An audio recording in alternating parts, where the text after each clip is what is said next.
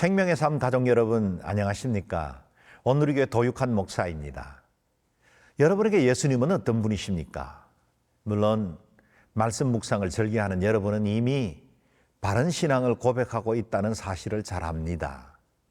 사도 베드로가 고백했던 것처럼 주님은 그리스도시요 살아계신 하나님의 아들입니다. 이 모범 신앙 고백에 담긴 것처럼 예수님은 완전한 하나님이시면서 동시에 완전한 인간으로 오셨습니다. 그러나 모든 사람들이 이 사실을 받아들이고 있는 것 같지는 않습니다. 오늘 본문에는 예수님께 대해 관심도 있었고 많은 기적의 현장을 보기도 했지만 바른 신앙을 갖지 못한 사람들에 대해 말씀하고 있습니다. 그들의 불신앙이 어떤 결과를 불러오는지 경계하는 마음으로 묵상해 보겠습니다. 오늘 큐티 본문은 마가복음 6장 14절에서 29절 말씀입니다. 마가복음 6장 14절에서 29절 말씀입니다. 이에 예수의 이름이 드러난지라 헤로드 왕이 듣고 이르되 이는 세례 요한이 죽은 자 가운데서 살아났도다. 그러므로 이런 능력이 그 속에서 일어나느니라 하고 어떤 이는 그가 엘리야라 하고 또 어떤 이는 그가 선지자니 옛 선지자 중에 하나와 같다 하되 헤롯은 듣고 이르되 내가 목벤 요한 그가 살아났다 하더라. 전에 헤롯이 자기가 동생 빌립의 아내 헤로디아에게 장가든 거로 이 여자를 위하여 사람을 보내어 요한을 잡아 옥에 가두었으니 이는 요한이 헤롯에게 말하되 동생의 아내를 취한 것이 옳지 않다 하였음이라. 헤로디아가 요한을 원수로 여겨 죽이고자 하였으되 하지 못한 것은 헤롯이 요한을 의롭고 거룩한 사람으로 알고 두려워하여 보호하며 또 그의 말을 들을 때에 크게 번민을 하면서도 달갑게 들음이러라. 마침 기회가 좋은 날이 왔으니 곧 헤롯이 자기 생일에 대신들과 천부장들과 갈릴리의 귀인들로 더불어 잔치할세 헤로디아의 딸이 친히 들어와 춤을 추어 헤롯과 그와 함께 앉은 자들을 기쁘게 한지라. 왕이 그 소녀에게 이르되 무엇이든지 네가 원하는 것을 내게 구하라 내가 주리라 하고 또 맹세하기를 무엇이든지 네가 내게 구하면 네 나라의 절반까지라도 주리라 하거늘 그가 나가서 그 어머니에게 말하되 내가 무엇을 구하리이까?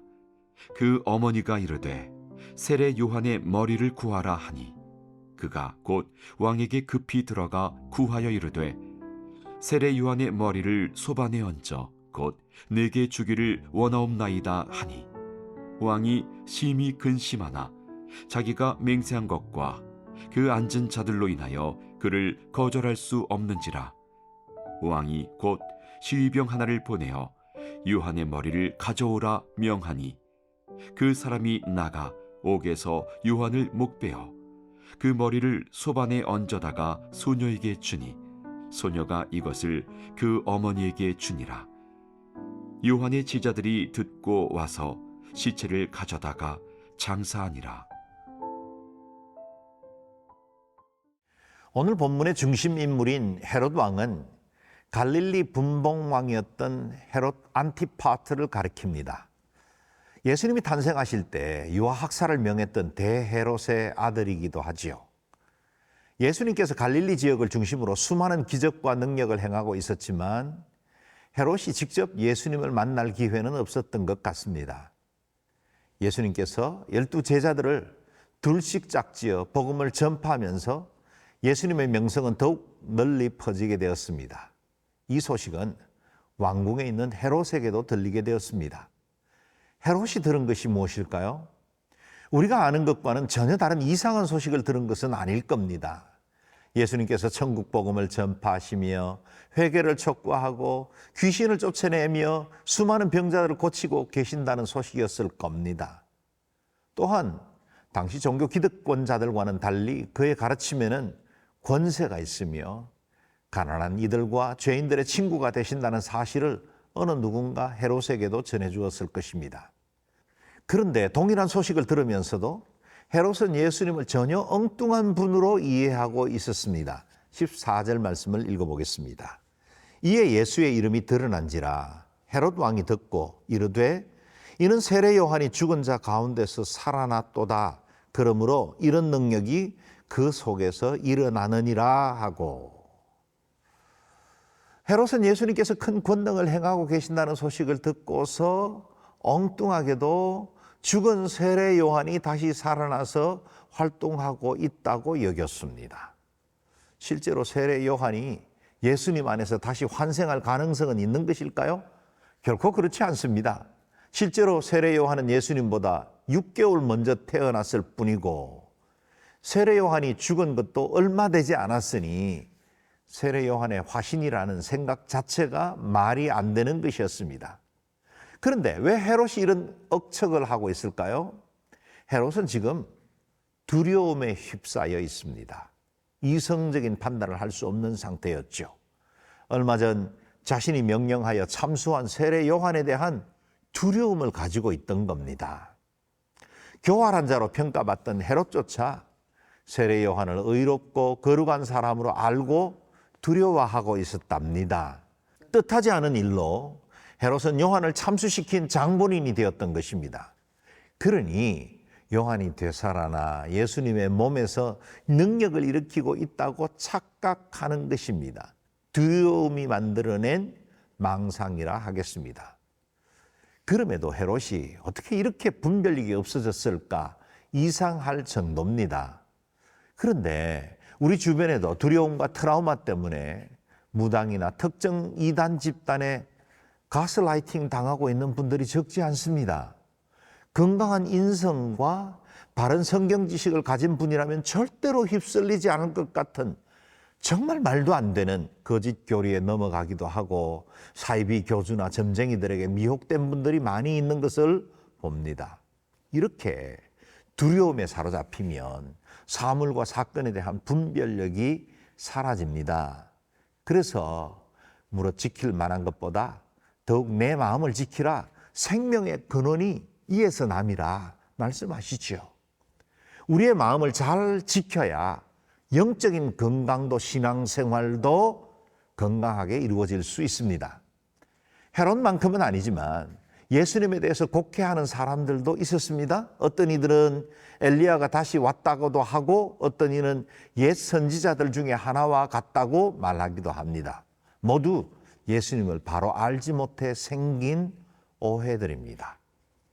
예수님을 바로 아는 것은 얼마나 중요합니까? 우리가 사도신경을 바른 믿음으로 고백하고 예수님께 대한 바른 신앙을 가진 것은 정말 큰 복이 아닐 수가 없습니다. 예수님은 베드로에게 바요나 시몬아 내가 복이 있도다. 이를 내게 알게 한 이는 혈육이 아니라 하늘에 계신 내 아버지시다 라고 말씀하셨습니다. 하나님의 은혜 없이는 예수님을 바로 믿을 수도 없습니다. 그래서 믿음도 선물인 것입니다. 성경은 예수 그리스도를 계시한 책입니다. 하나님의 말씀을 더 연구하고 바르게 이해하는 것이 너무나 중요합니다. 올 한 해도 성경, 하나님의 말씀인 그 성경 말씀을 읽고 연구하고 묵상하는 일에 더욱더 힘써서 우리 주님을 더욱더 바로 알아가게 되기를 주의 이름으로 축복합니다.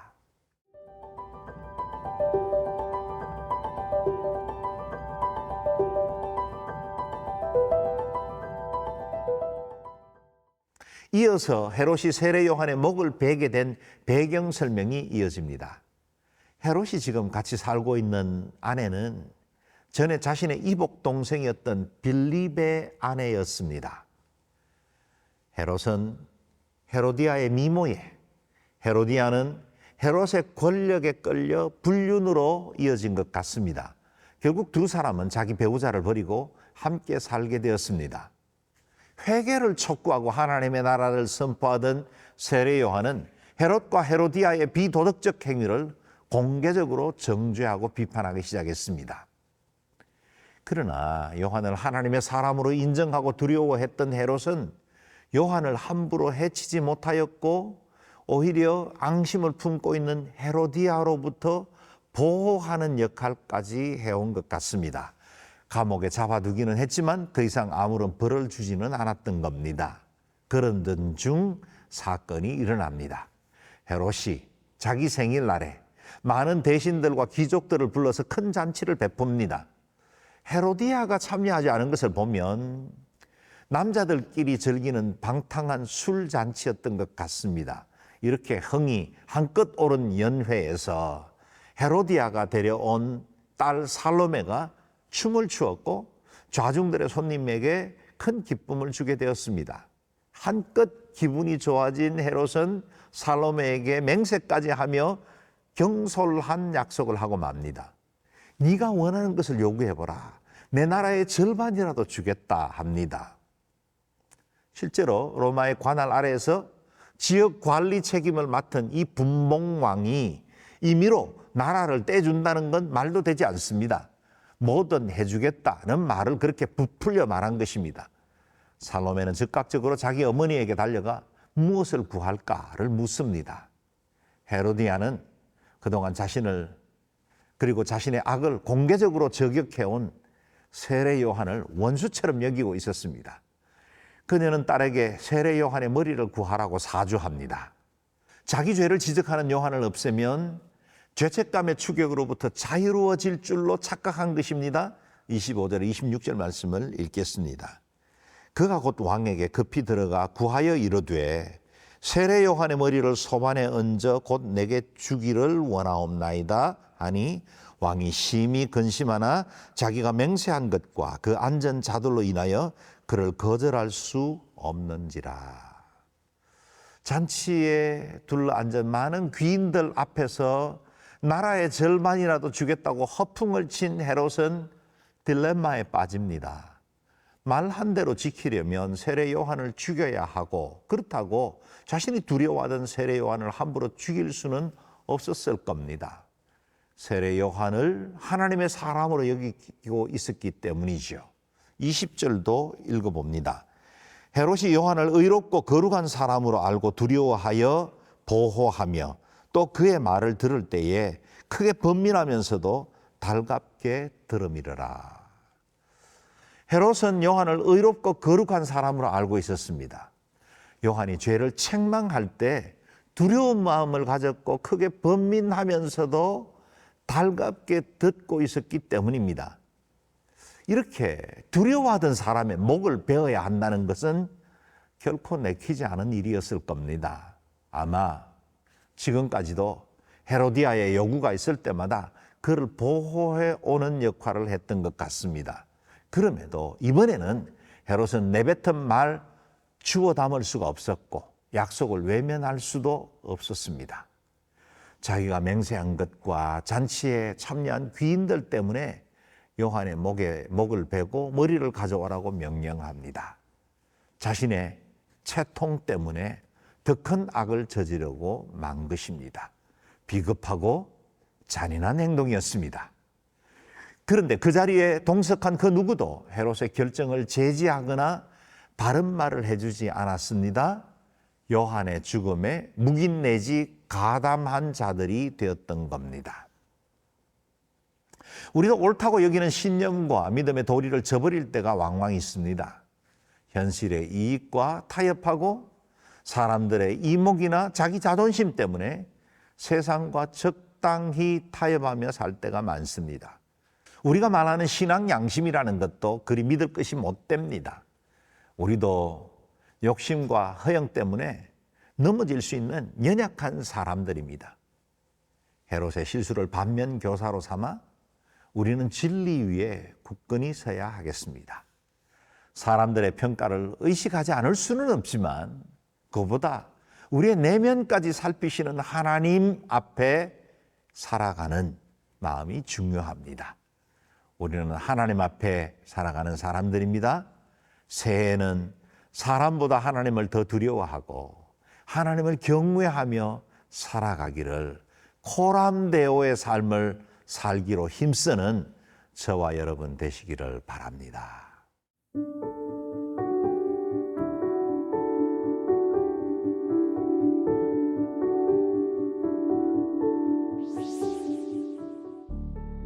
존귀하신 하나님, 우리를 진리 가운데로 인도하셔서 성삼위 하나님을 바로 알아가게 하시고 그 하나님을 경외함으로 늘 주님 앞에 살아가는 거룩한 삶이 되게 하여 주옵소서. 예수님의 이름으로 기도합니다. 아멘.